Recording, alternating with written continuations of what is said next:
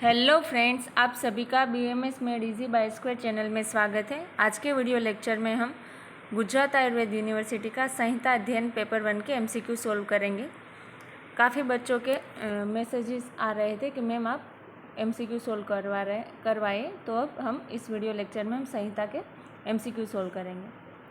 सौशीर्य लाघव कर्म is the कर्म of which द्रव्य, तो उसमें आएगा नाभस यानी कि आकाशीय द्रव्य, क्योंकि सौशीर्य यानी कि होलोनेस लाएंगे और लाघव कर्म यानी कि लघुता लाएंगा। आप्य तो वो भी गुरु हो जाएगा, पार्थिव भी गुरु हो जाएगा, और आग्नेय है तो वो सौशीर्य और लाघव कर्म उसमें नहीं आएंगे, इसलिए इसमें क्या आएगा आंसर नभस। फिर ये रसनम प्रतिहंती is the characteristic of which रस, तो इसमें आएगा तिक्त रस।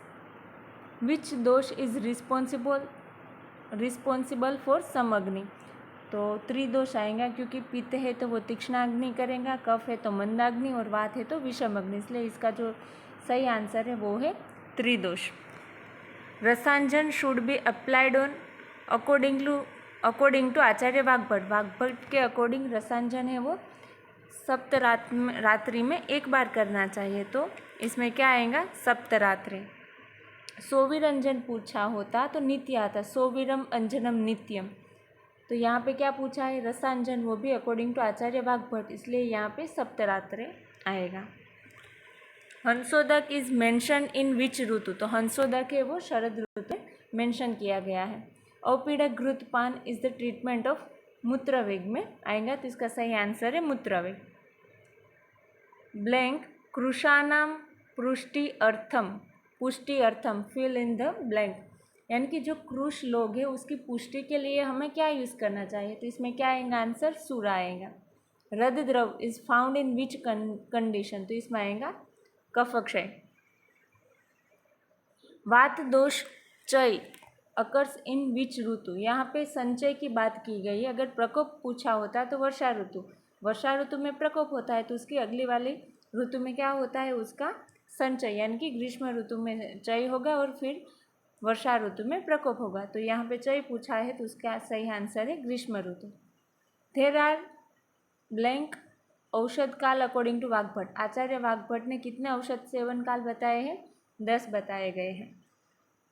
संयोगे च विभागे च कारणम this verse is related to, तो ये अगर आपको ये श्लोक आता होगा तो आपने सही आंसर किया होगा कर्म। संयोगे च विभागे च कारणम द्रव्यमाश्रितम कर्तव्यस्य क्रिया कर्म न अन्यत अपेक्षत, ये तो आपने PV में भी पढ़ा होगा।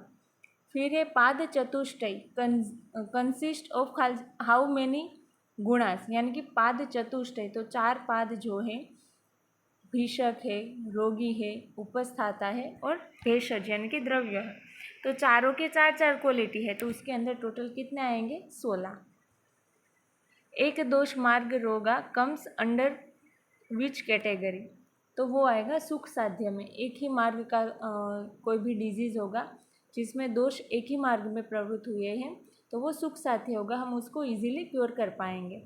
Which of the following is not included in त्रिविध औषध, त्रिविध औषध में देव व्यपाश्रय चिकित्सा भी है, सत्वावजय भी है, युक्ति व्यपाश्रय भी है, लेकिन पंचकर्म चिकित्सा नहीं है, तो यहाँ आंसर रहेगा panchakarma. Which acharya describe the guna and karma of the pitta dosha, तो उसमें आएगा मरीचि। Sasneha is property of which dosha, पित्तम सस्नेह तीक्ष्णोष्णम लघु विस्त्रम सरम द्रवम, तो यहाँ पे सस्नेह किसकी क्वालिटी है पित्त की। इते ही prashamanah is spoken in which context, तो यहाँ पे छात्र धारण यानी कि छाता धारण करना। Rakta mokshana is prescribed in which season, तो ये इसमें भी क्या आएगा शरद ऋतु आएगा, तो शरद ऋतु के 2 MCQ हो गए, एक था हंसोदक वाला और एक है ये रक्त मोक्षण वाला।